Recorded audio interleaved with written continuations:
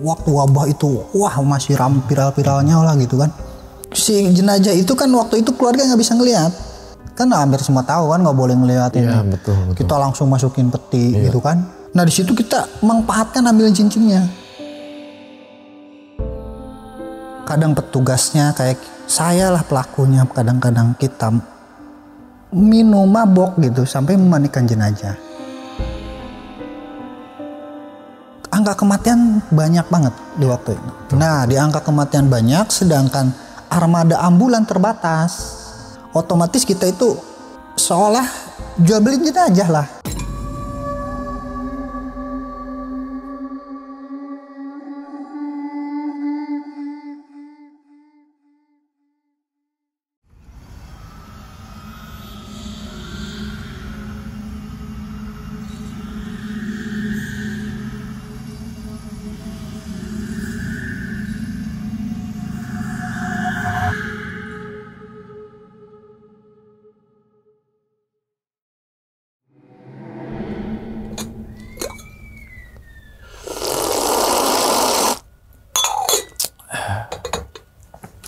Assalamualaikum warahmatullahi wabarakatuh. Kembali lagi bersama gue Sumar Adi Wijaya atau biasa dipanggil Umang dalam segmen Ngopi Horor. Ya teman-teman semua, pada video kali ini nih atau pada kesempatan kali ini lagi dan lagi gue tidak akan membawakan sebuah cerita dan namun menghadirkan narasumber yang tentunya mempunyai pengalaman mistis ataupun pengalaman horor.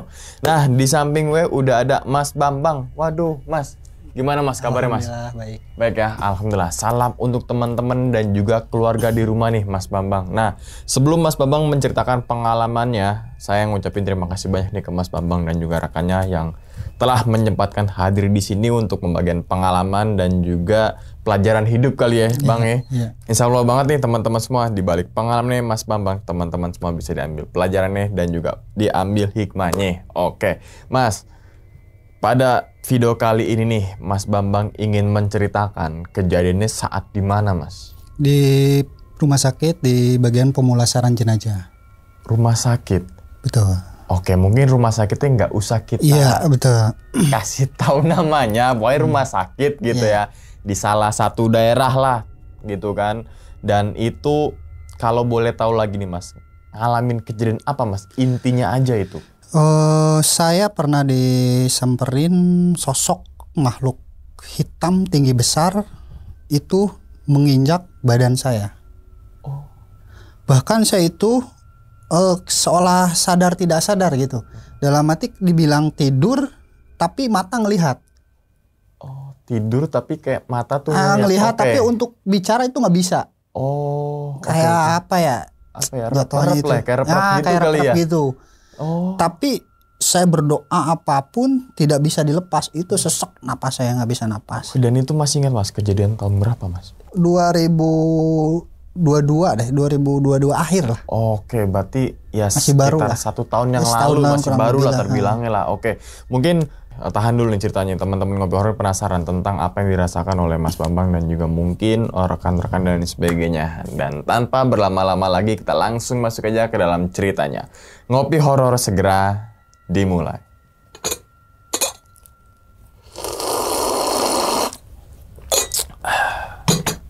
Siga.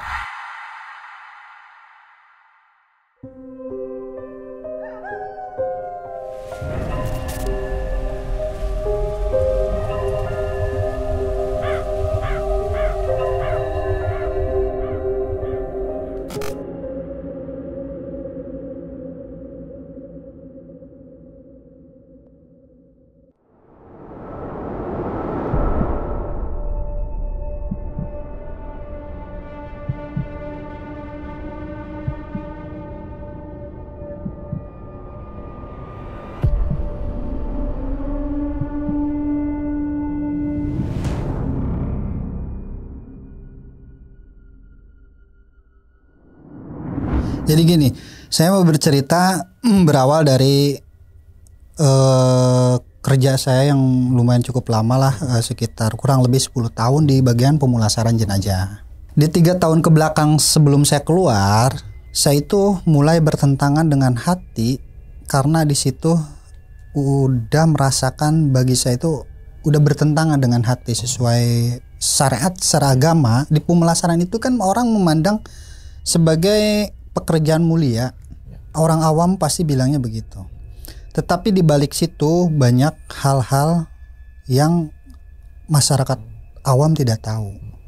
Akhirnya di bulan-bulan 3 bulan ke belakang lah saya mengundurkan diri. Itu terakhir saya diteror dengan makhluk anak kecil melalui mimpi. Bagi saya itu seolah isyarat bahwa saya untuk harus keluar. Karena kenapa? Di kerjaan di situ itu banyak awalnya itu korupsi sebenarnya. Jadi orang memandang bahwa pemulasaran itu pekerjaan mulia, udah kerja dapat gaji, dapat pahala. Padahal saya yang merasakan itu di situ itu banyak penyimpangan. Akhirnya ketika saya udah mulai merasakan di titik nol, saya udah mulai tidak tahan dengan lingkungan situ, saya mengundurkan diri, kerja dengan secara baik-baik. Karena kenapa? Bagi saya bukan takut untuk mencari kerja atau apapun, tapi menjauhi lingkungan. Karena tidak bisa, saya sudah mencoba untuk bertahan di lingkungan itu untuk kerja secara positif bagaikan orang normal gitu kan, nggak bisa. Saya terjerumus lagi. Bahkan di situ itu mengerikan bagi saya itu. Kadang petugasnya kayak saya lah pelakunya. Kadang-kadang kita minum mabok gitu sampai memandikan jenazah. Dengan secara agama kan udah menyimpang banget, udah jauh gitu kan, udah salah. Bahkan petugas-petugas di kami itu tidak takut akan karma, udah lupa lah. Karena intinya itu moralnya itu selalu uang dan uang. Saya masih ingat seorang jenderal bintang 4 masih aktif waktu itu, udah lama sih. Sebelum dia pensiun, saya sebut aja Pak Gatot Nurmantio waktu itu. Bahkan saya tahu waktu itu nggak tahu keluarganya, bibinya nggak tahu siapanya. Rumahnya itu di Dengadauh dari terminal lah, terminal besar tapi nggak saya sebut. Pokoknya kalau Pak Gatot nonton mungkin tahu lah dia. Itu saya korupsi karena saya tidak memandang dia mau pejabat kayak mau apa, kan otak kita itu selalu uang dan uang. Nah, karena otak saya udah diracuni dengan moral yang rusak itu, akhirnya saya karmanya dapat. Makanya saya keluar, saya udah nggak betah secara hati, akhirnya karma dapat dari kecelakaan apapun saya udah nerima karmanya. Bagi saya sih alhamdulillah gitu kan. Kenapa? Kalau saya masih bertahan di situ, saya akan lebih parah. Terus apa yang saya rasakan secara mistisnya banyak saya dapat. Contoh misalkan sebelum COVID saya itu merasakan banget tuh. Waktu itu saya memandikan jenazah seorang laki-laki, datang keluarganya untuk minta dimandikan kan. Udah saya jemput ke ruangan, saya bawa proses ke ruang pemulasaran. Karena di waktu itu kata saya bilang saya itu intinya uang dan uang, saya kenakan biaya lebihin untuk mendapatkan keuntungan. Apa yang terjadi setelah dimandikan, kita biasa loh setelah mandikan kita istirahat lah. Kalau nggak ngopi ngerokok gitu kan, kebanyakan istirahat lah, tiduran. Sekitar jam 2 malam saya didatangi dengan sosok makhluk itu. Mukanya sama yang dimandikan itu, untuk meminta dikembalikan uangnya yang saya lebihin. Oke, paham. Itu kejadian awal ya. Sebenarnya kejadian itu banyak saya. Ini kejadian awal yang cerita saya. Yang mulai hati itu mulai bertentangan. Mungkin hati saya udah mulai bertentangan secara agama pun dengan hati saya. Disitulah mulai. Mau secara mistisnya, mau secara karmanya, itu dapat sama saya. Pertama saya mendapatkan teror makhluk itu masih dianggap biasa lah. Bagi saya mungkin hanya sekedar makhluk begitu. Saya nggak terlalu saya pikirkan gitu kan. Terus menjelang COVID, ingat kan waktu COVID tuh. Yeah. Nah justru di waktu COVID itu, disitulah aji mumpung. Aji mumpung bagi petugas kamar jenazah, mungkin bagi semua sih sebenarnya mah.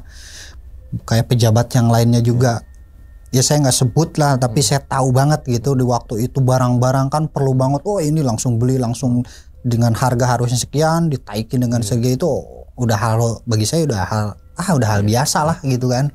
Di waktu itu angka kematian banyak banget di waktu itu. Nah di angka kematian banyak, sedangkan armada ambulan terbatas, ambulan armada terbatas. Otomatis kita itu seolah jual beli jenazah lah.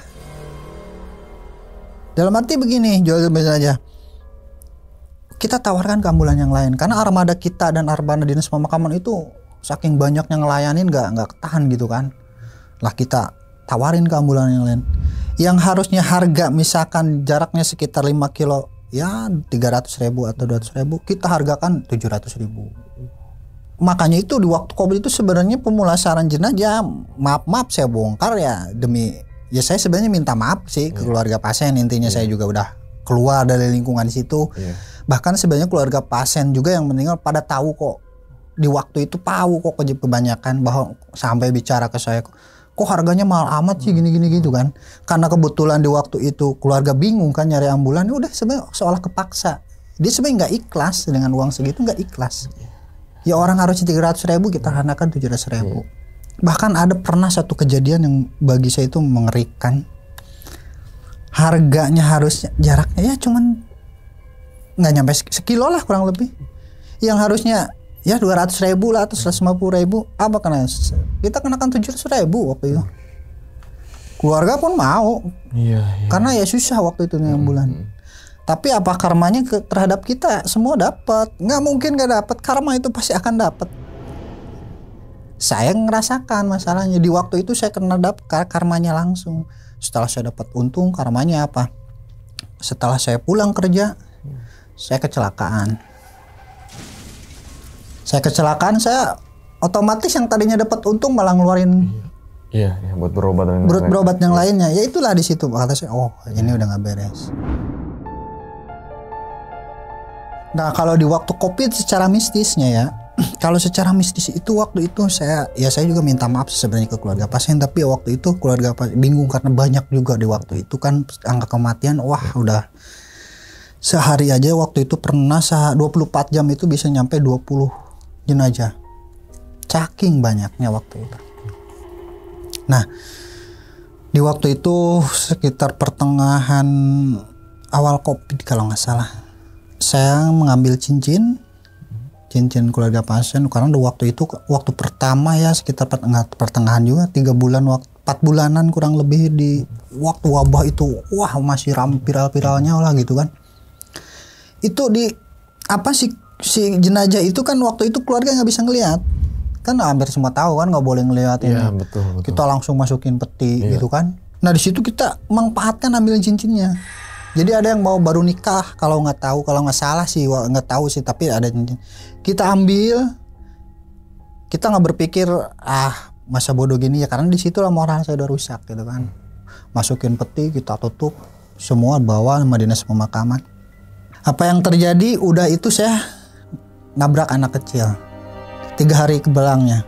Yang untungnya dari awal ngejual itu 4 juta, saya harus ngeluarin bayangin 10 juta, ruginya 6 juta yang tadinya. Jadi karma itu otomatis kan dapat dampaknya.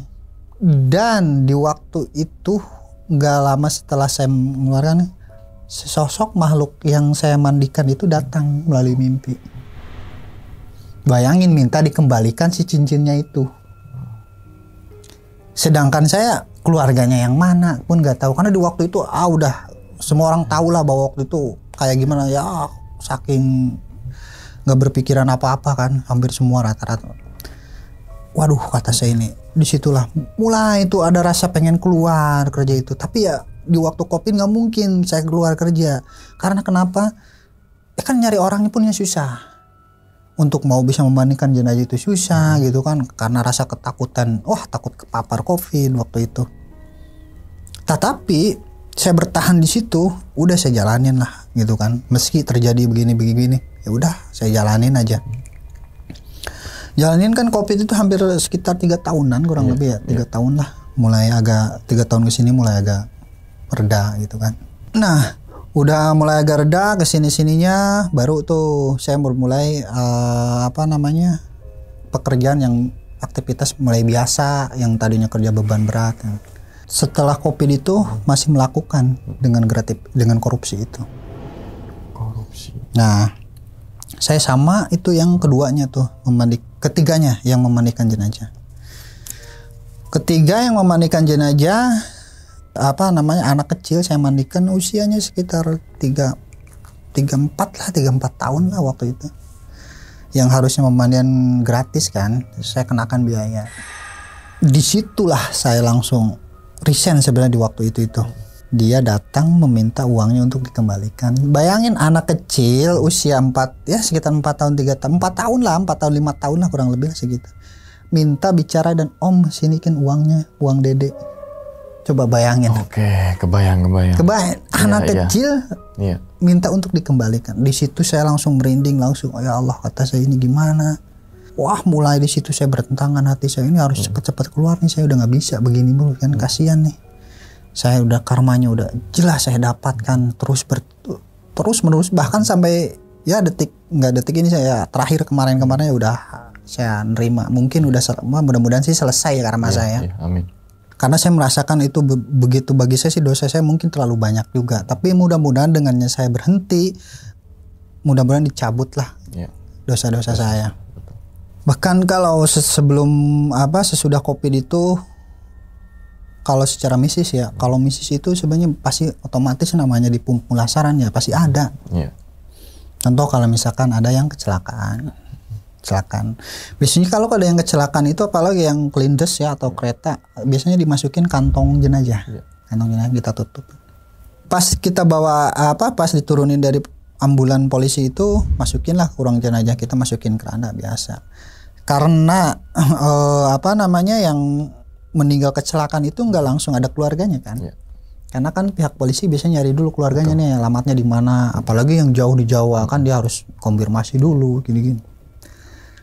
Nah, kita taruh di ruangan pemulasaran di tempat pemandian.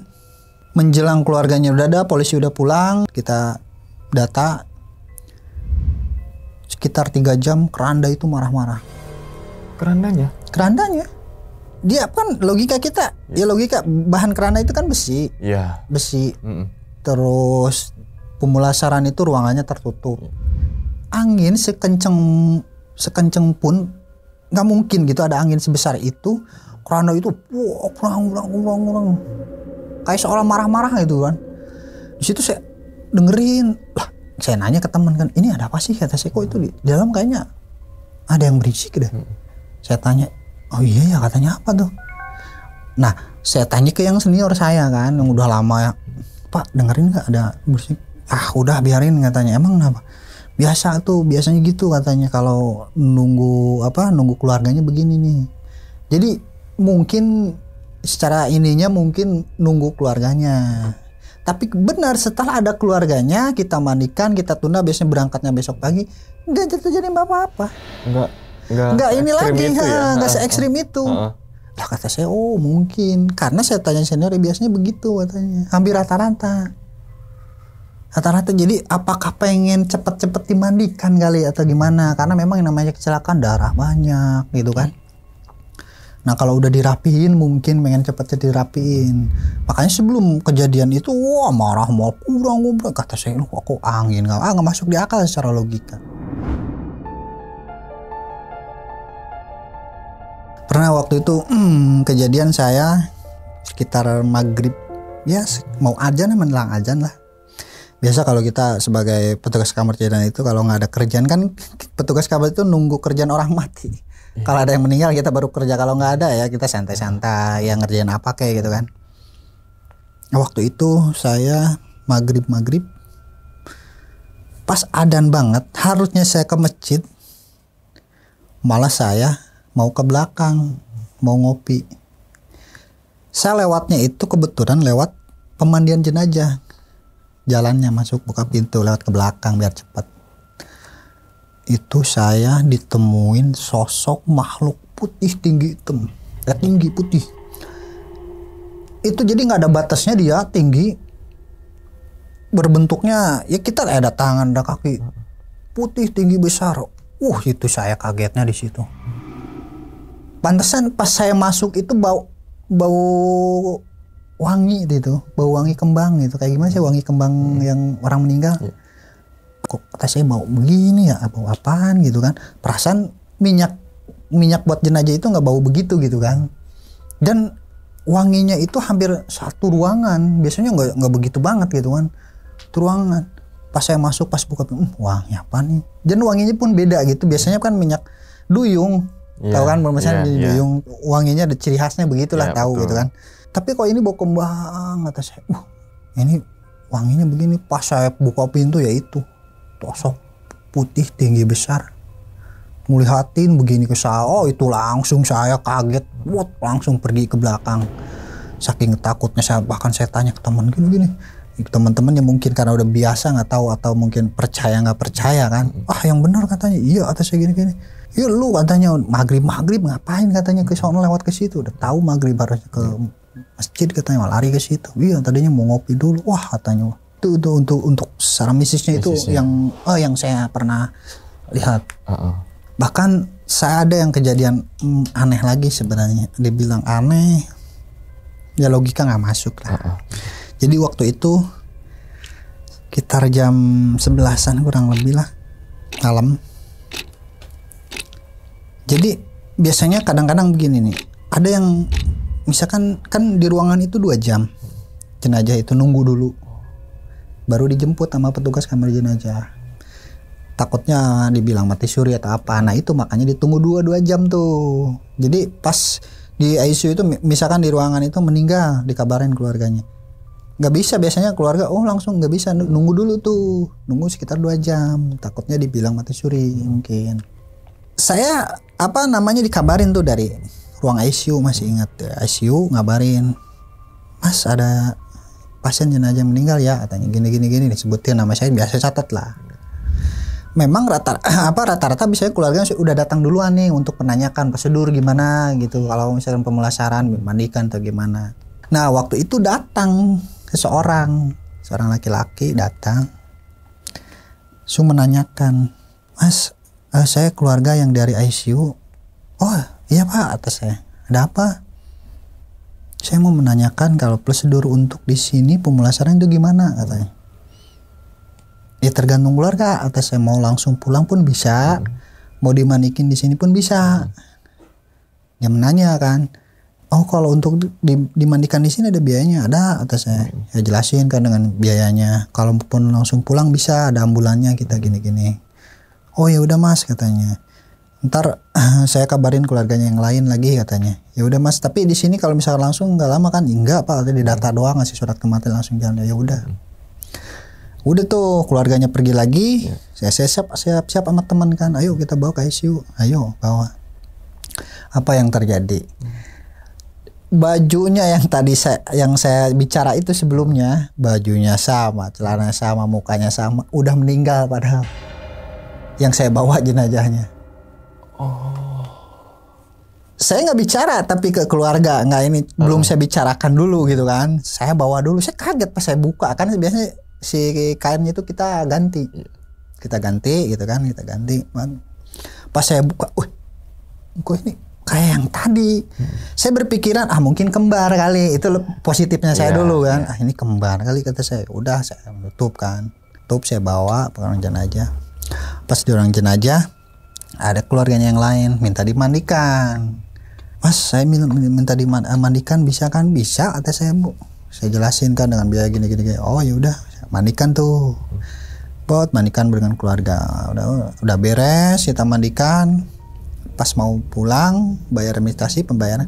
Terus saya tanyalah ke keluarganya, ke si ibu itu, Bu, kata saya, almarhum ini punya kembaran, kata saya gitu kan. Enggak, katanya.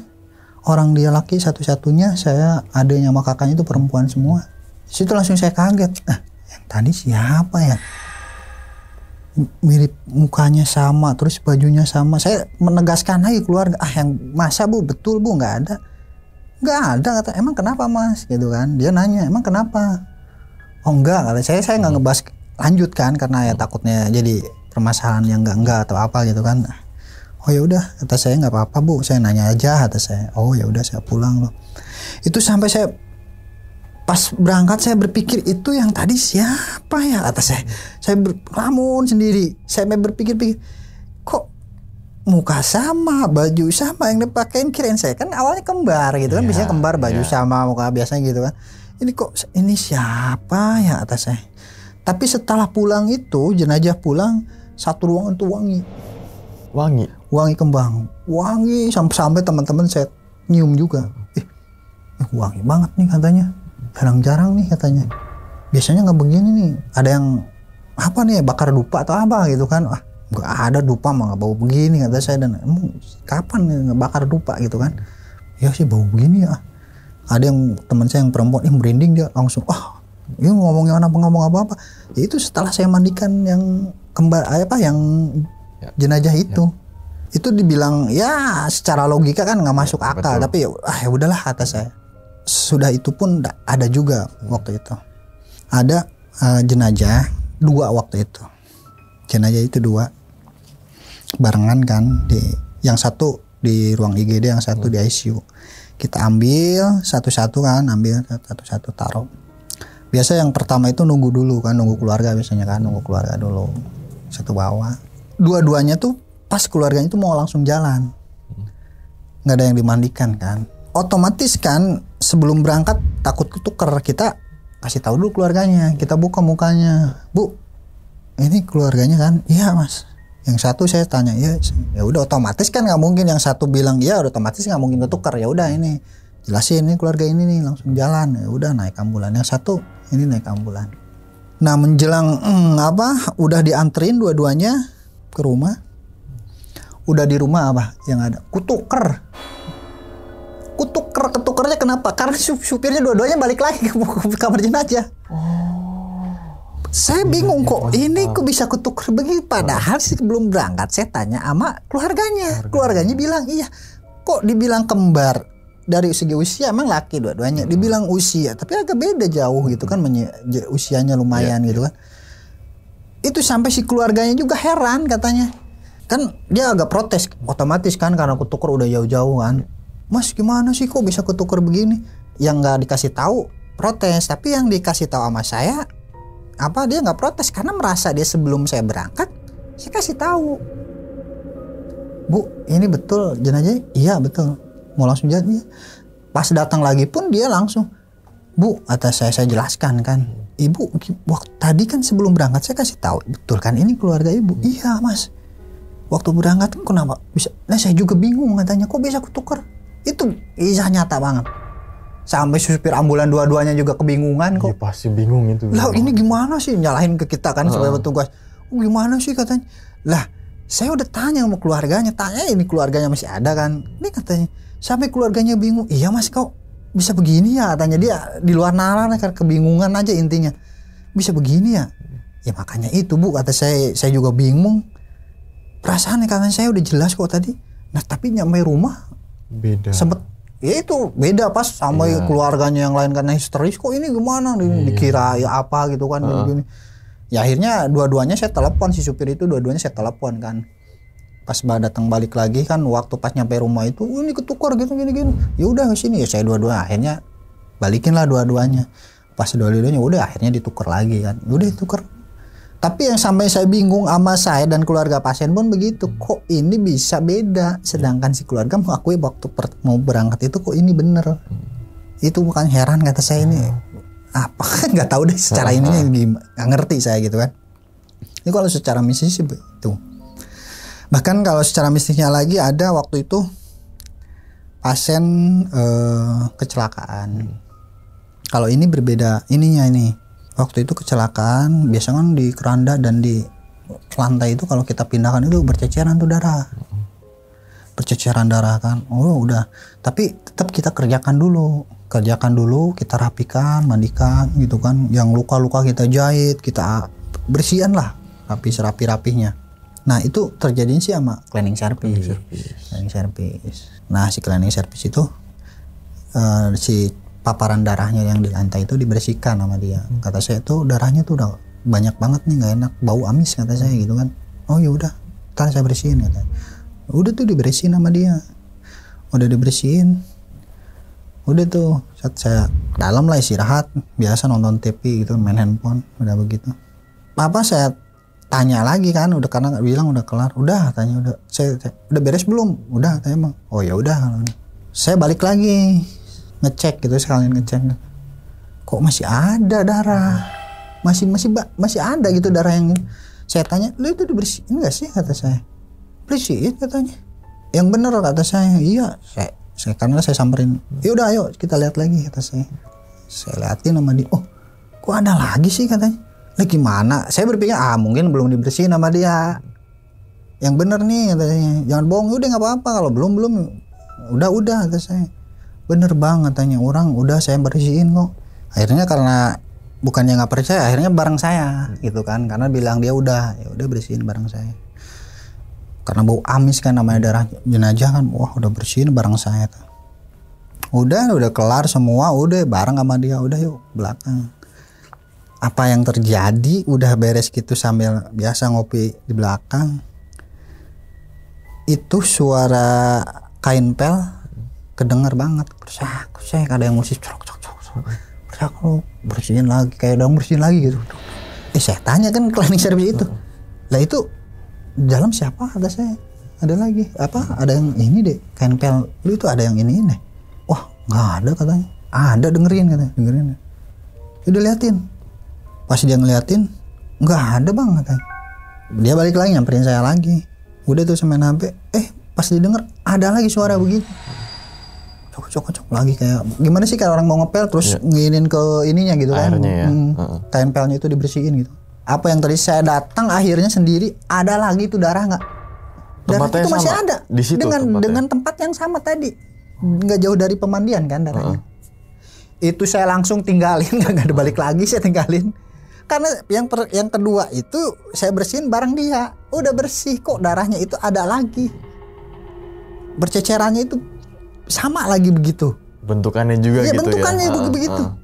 Udah di situ sama saya langsung kabur, udah sama cleaning service itu kan nanya, "Kenapa?" Udah kata saya, nggak ada apa-apa. Karena saya pikir, ngeri. Ya takut juga gitu kan, kok ini yang saya udah bersihin bareng sama dia, kecuali kalau saya nggak bersihin yang kayak pertama gitu kan. Saya nggak percaya.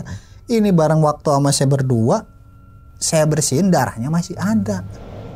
Bayangin, ada lagi darahnya. Udah saya kabur, udah keberes. Wah, langsung merinding saya. Wah, udah. Tapi pas besoknya saya tanya nggak ada tuh.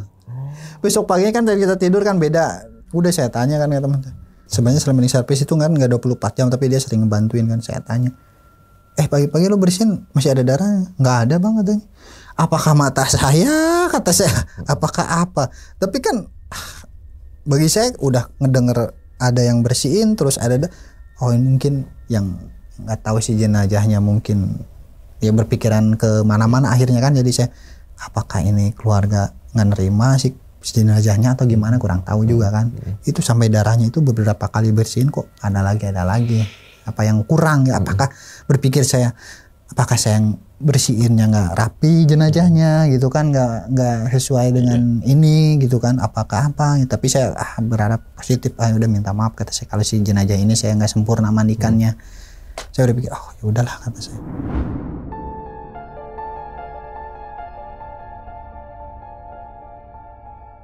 Ada kan di kami itu ada pendingin jenazah. Pendingin, kayak kulkas gitu ya? Kulkas khusus untuk jenazah yang tidak dikenal gitu kan. Biasanya yang nggak ada identitas lah, nggak ada identitas. Biasanya itu nunggu sampai beberapa hari, sampai pihak kepolisian biasa nyari gitu kan, apakah ada keluarganya atau enggak. Itu hampir 5 hari waktu itu, kalau nggak salah 5 harian lah, nggak ada tuh. Nggak ada. Malam-malam waktu itu menjelang jam, kalau nggak salah jam 2 malam tuh, itu mau malah rame-rame saya. Ya hampir petugas semua di situ ada lah gitu kan, saya termasuk saya yang perempuannya. Itu si pendingin itu ada otomatisnya kan. Kadang-kadang bunyi tret, jadi si suhunya itu ngatur sendiri. Kalau kedinginan ngatur gitu kan. Kalau ini enggak dimatiin, jadi tret mati. Udah saya, kok mesin pendingin mati nih kata saya. Kan karena takut busuk. Kalau nggak dingin takutnya busuk kan. Saya cek kan, cek deh kata saya sama teman saya, udah cek yuk kata saya, takutnya busuk mayatnya.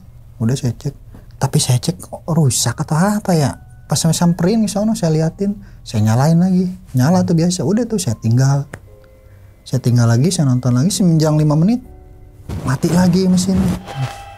Kata saya, ini ada apa sih, kata saya, kok bisa ini. Udah begitu udah tuh, karena hampir 3 kali bunyi mati nyala. Akhirnya ya udahlah bikin laporan gitu kan, bahwa mesin ini otomatisnya rusak gitu gini. Ya udah bikin laporan tuh. Udah biarin aja kan mati. Tapi nyala lagi gitu aja, mati nyala. Udah biarin rusak kali. Tapi apa yang terjadi setelah saya cek begitu sekitar jam 3-an. Wah, itu mesin di dalam pendingin ngamuk kayak jenazah, seolah ada jenazah ada di dalam situ, seolah dia dibalik-balikin aja begitu. Ngedengernya juga udah merinding banget, bayangin di dalam gitu. Pas saya dengerin kan, saya dengerin begitu, dong lah. Wih, ada apa? Saya mesin rusak, mau ledak atau apa, kayak pikiran gitu. Itu kan jadi dipikir saya takut mau ini, takut jenazahnya. Jadi ini saya berpikir udah biarin, sama saya panggil teman itu udah biarin katanya, udah biarin, saya tinggal aja udah semuanya. Tapi besoknya tuh udah saya tinggal kan, udah biarin aja deh katanya. Itu mesin besoknya alasannya nyala, udah nggak mati lagi, normal gitu ya, normal kembali. Karena besok paginya mau dimandikan. Karena besok paginya dinas mandi KI yang bawa tuh datang keluarin lah sama dia. Itu sambil iseng, saya biasalah sama temen kan, sama petugas pemadam begitu. Ini temen lu kata saya, kenapa bang? Dia marah-marah semalam kata saya. Temen, marah kenapa? Tahu katanya, mungkin nunggu lu tuh katanya. Kata saya, nunggu lu kali, pengen dimandiin kata saya. Cepet-cepet, udah 5 hari belum dimandiin, ngamuk-ngamuk tuh. Bukannya mandiin semalam, ngapain kata saya. Ya udah dimandikan, rapin, udah tuh bersihin tempatnya kan. Gue kagak ada apa-apa.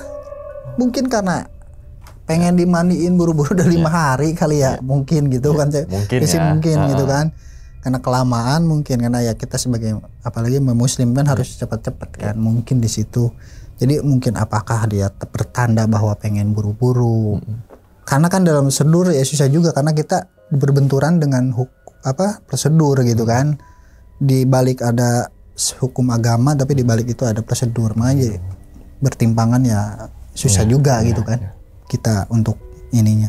Nah itulah untuk segi karmanya. Terus segi horornya, kadang-kadang kalau dari segi ini pernah saya kejadian. Jadi waktu itu ada pokoknya orang Rusia kalau nggak salah, ya orang luar lah. Jadi dia tahanan sih sebenarnya, dibawa ke rumah sakit kami, meninggal.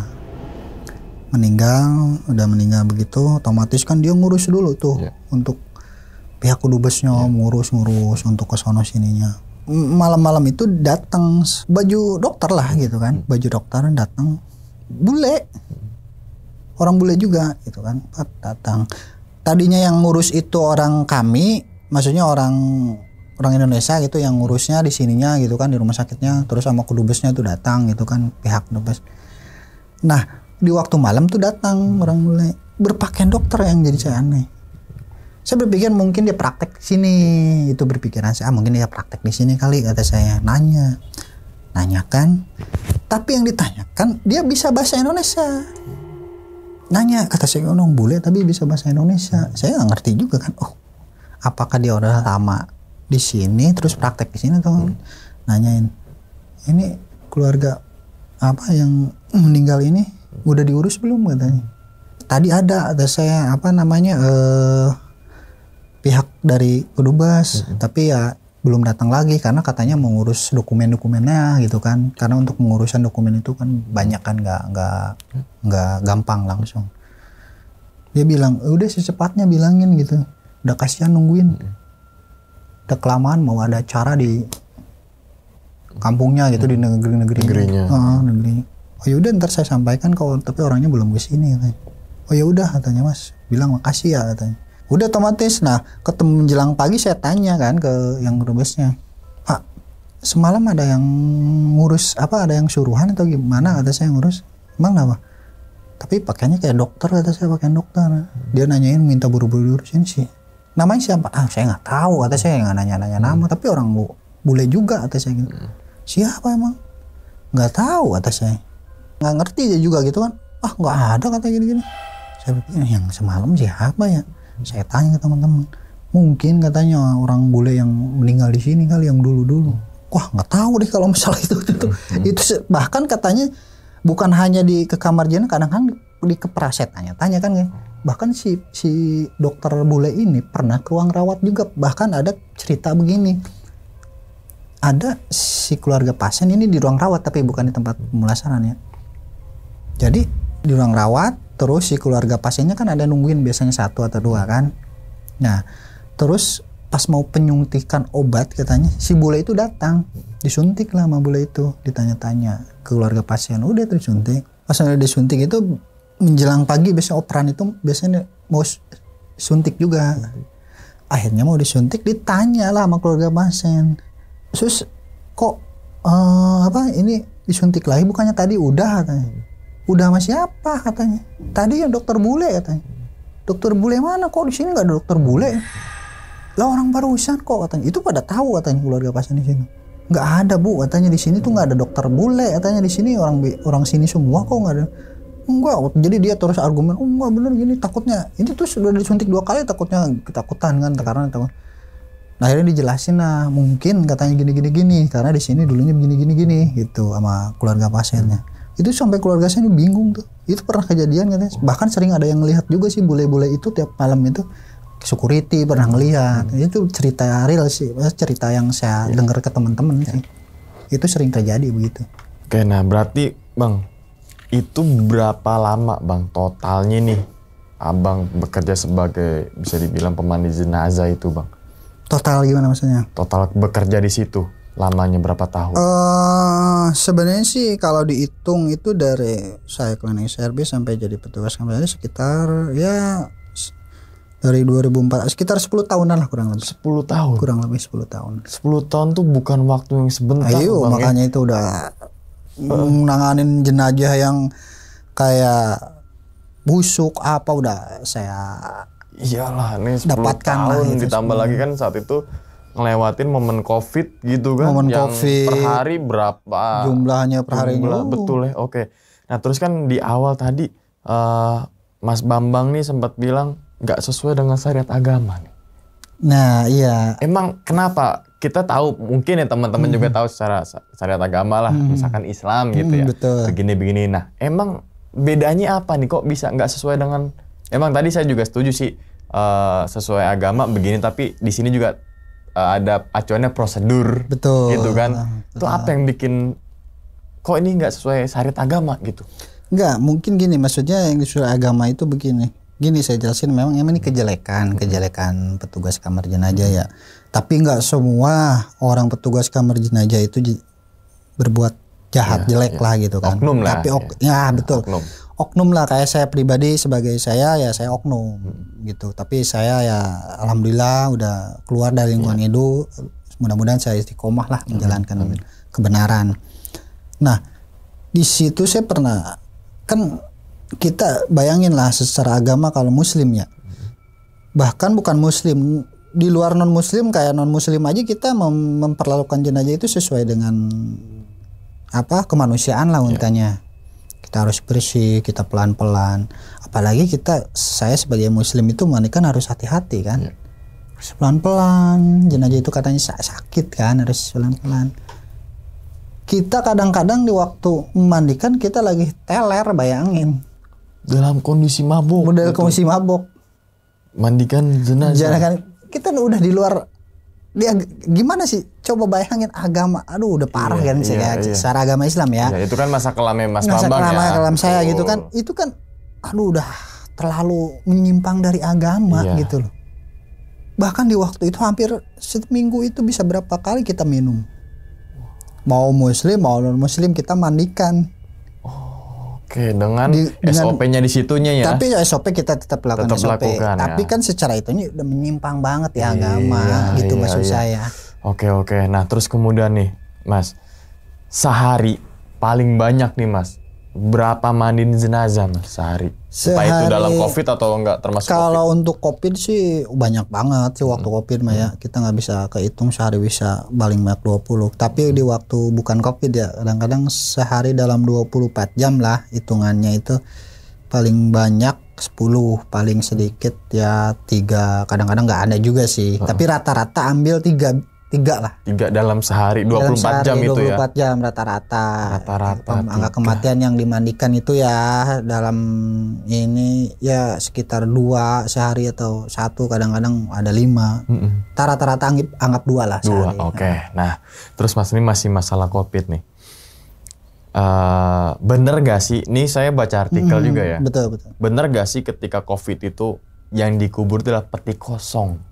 Kalau itu kurang tahu ya. Kalau itu nggak mungkin, bagi di tempat saya sih nggak ada. Di rumah sakit itu nggak ada ya? Nggak ada kalau peti kosong. Karena tetap jenazah kita masukkan, kita bungkus. Mungkin karena gimana pemandian aja yang kurang sesuai syariat. Kadang-kadang buru-buru lah. Karena saking banyaknya kita udah lelah, kadang-kadang udah buru-buru deh gitu. Harus cekan jenazah secara syariat pelan-pelan, terus perlu waktu itu. Kalau yang benar itu kan memandikan ya perlu proses paling cepat sejam, paling lama 2 jam gitu. Kadang-kadang kita memandikan jenazah bisa waktu COVID ya bisa setengah jam lah, jadi percepat durasi. Karena memang waktu itu wabah kita, banyak capek ya? juga. Iya karena betul, banyak capek sih, itu gitu tenaga medis tuh garda terdepan juga ya saat COVID tuh. Oke, terus kan tadi sempat disinggung korupsi nih. Kalau bahasa mungkin anggota dewannya korupsi ya gitu ya. Kalau bahasa kerennya korupsi gitu kan. Emang harga paling rendahnya itu berapa sih Mas? Rata-rata? Sebenarnya sih lebih ke bukan masalah jumlah ya. Kalau bagi saya itu ya kalau pemandian sih rata-rata ya sekitar 700, 600 lah gitu kan. Tapi di situ kalau saya sih bukan masalah jumlah korupsi itu. Jumlah sih nggak jadi masalah bagi saya, mau kecil 1% pun kalau udah korupsi itu korupsi. Yeah. Mau kecil itu mau besar itu korupsi itu tetap korupsi.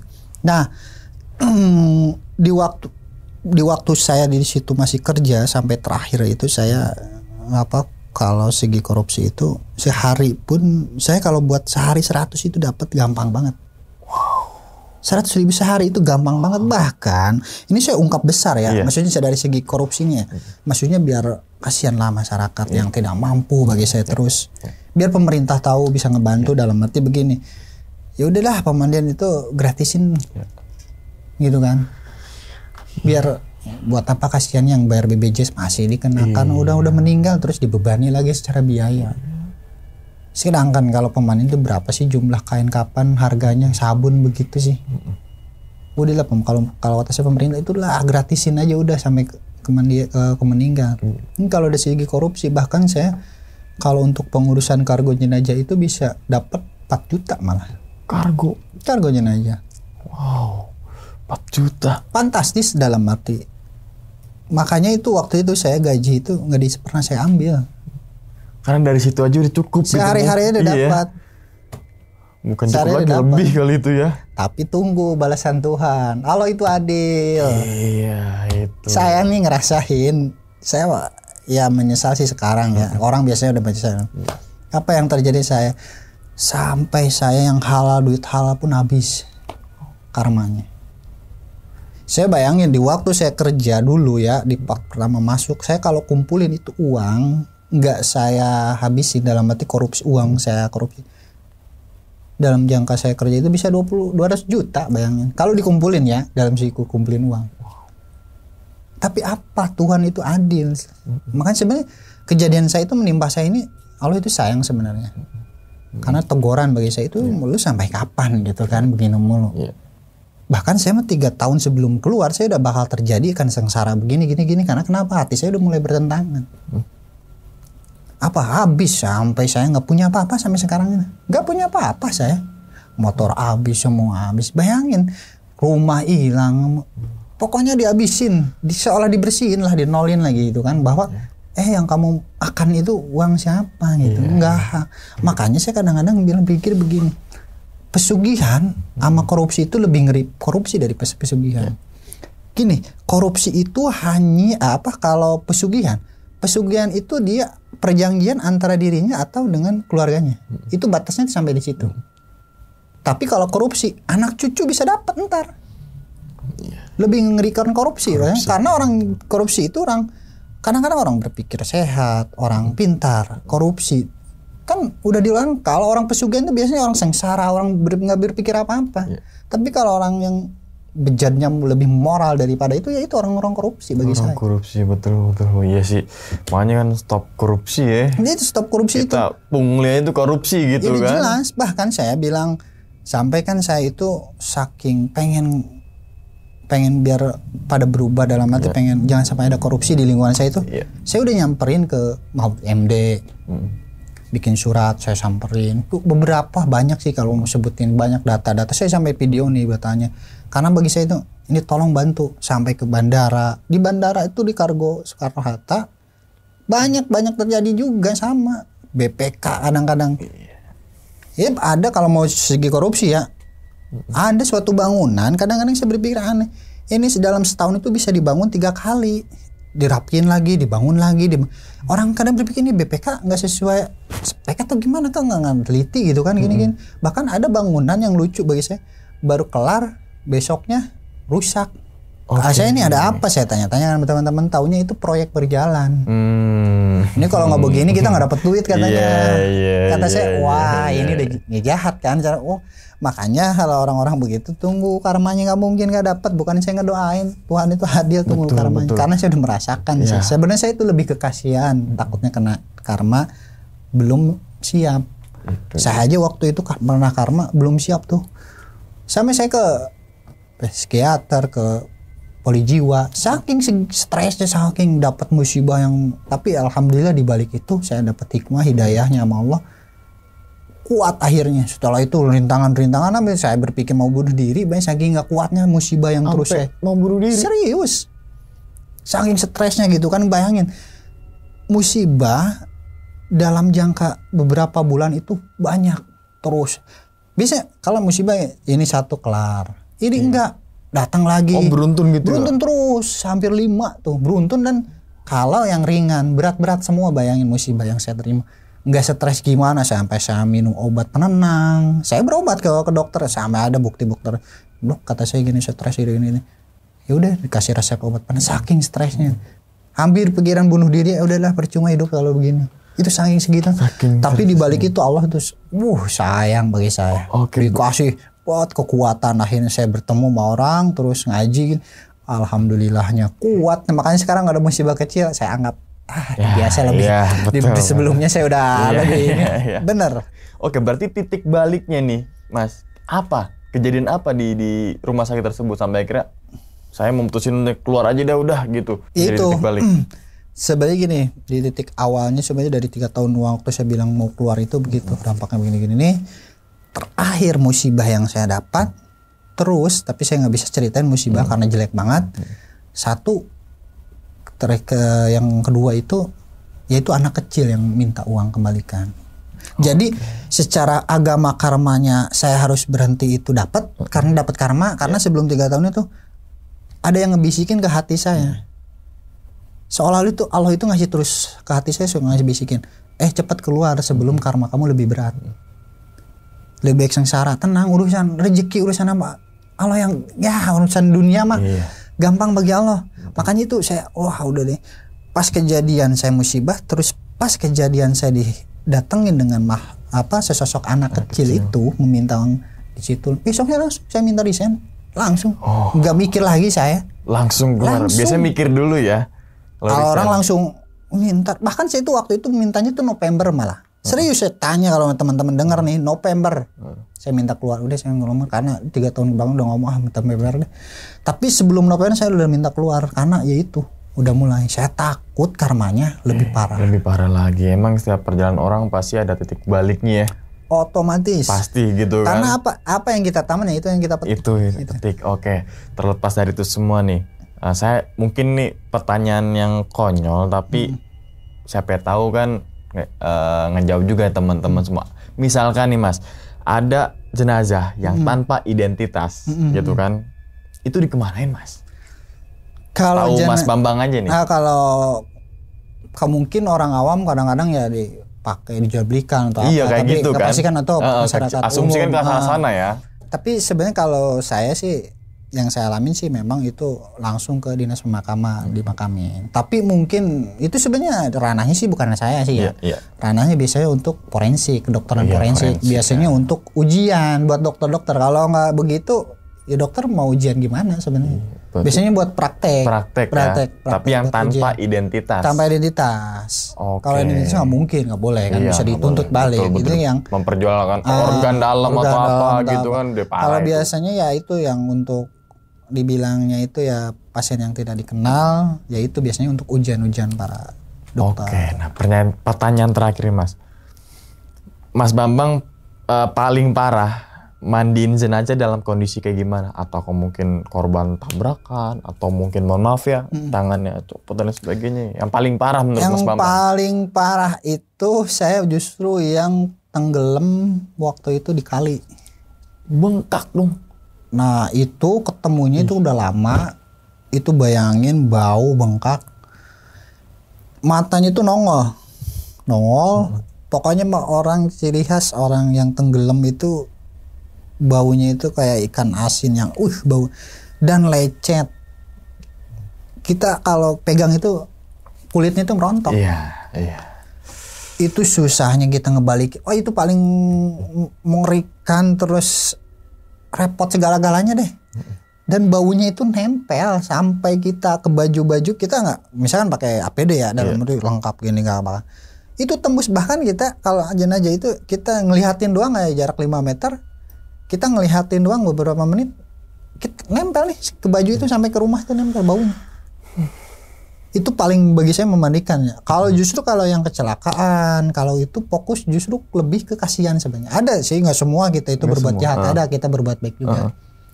Kadang-kadang lebih ke kasihan gitu kan, mukanya gepeng, matanya keluar, otaknya keluar, ususnya pada keluar. Itu kita fokus ke masukin ke dalam, kita jahit, kita rapiin semua itu. Dirapin dulu tetap ya. Tetap kita rapiin gitu karena ya kasihan juga. Otomatis kan kalau misalkan dibawa ke rumah nggak mungkin dengan keadaan begitu, kita masukin, kita jahit, rapikanlah sebisa-bisa kita, intinya begitu.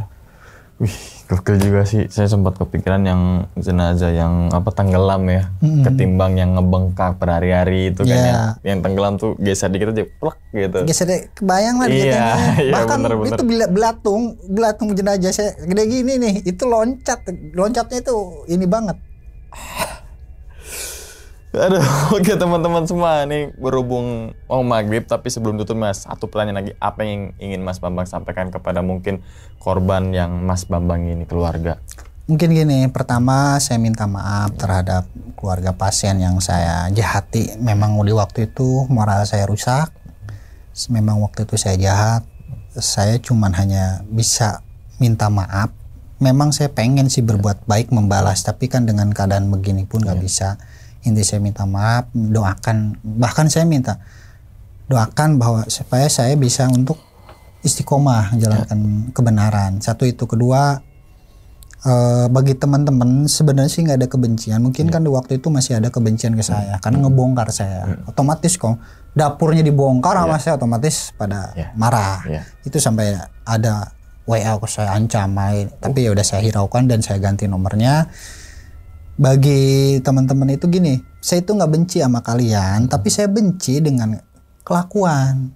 Secara pribadi saya nggak benci. Oh, lebih ke kelakuan ya? Kelakuan, karena kan kelakuan yang jahat. Yang secara agama kan begini, jenazah itu harusnya kita bantu secara ekonominya. Coba kita kalau ngelayani kita bantu, bayangin kita manfaatkan malah duitnya, kita korupsi, kita makan bagi-bagi. Itu di luar. Orang normal itu nggak mungkin begitu. Itu udah jahat bagi saya, itu jahat. Jenazah itu yang udah tidak berdaya. Bayangin kalau secara agama, makanya korupsi lebih jahat dari itu begitu. Karena korupsi itu harus kita minta maaf ke orangnya, baru dosa kita nama. Tapi orang meninggal, bayangin kita mau minta maaf ke orang yang meninggal gimana? Coba bayangin. Logikanya itu di gimana gitu kan? Di situ makanya sebelum terjadi karma itu sebenarnya nggak tahu teman-teman nggak ada kebencian saya secara pribadi ya.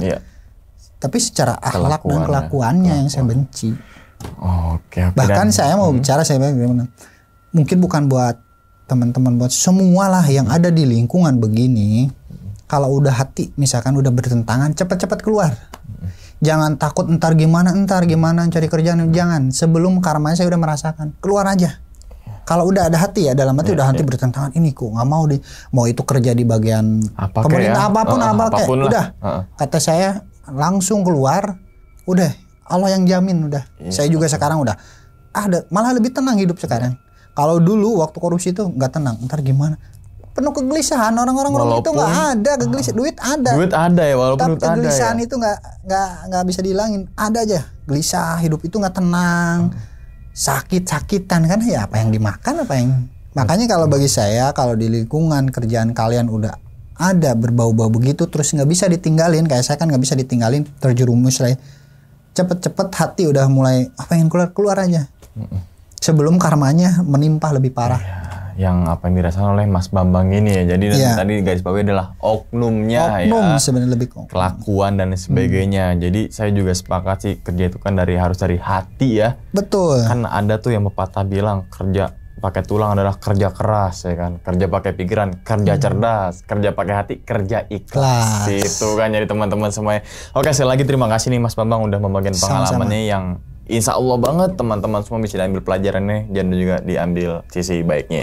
Dan ingat teman-teman semua, cerita dari Mas Bambang ini bukan untuk nakut-nakutin teman-teman semua ketika mau bekerja di salah satu rumah sakit atau bekerja seperti Mas Bambang yang sebagai pemandi jenazah dan sebagainya. Tapi ambillah sisi positifnya dan buang sisi buruknya. Sekian dulu pada video kali ini dan nantikan video-video gaib berikutnya. Hal gaib itu muncul ketika sugesti kita buruk. Wassalamualaikum warahmatullahi wabarakatuh. Selamat beristirahat. Bang, terima kasih. Alhamdulillah. Bungkus.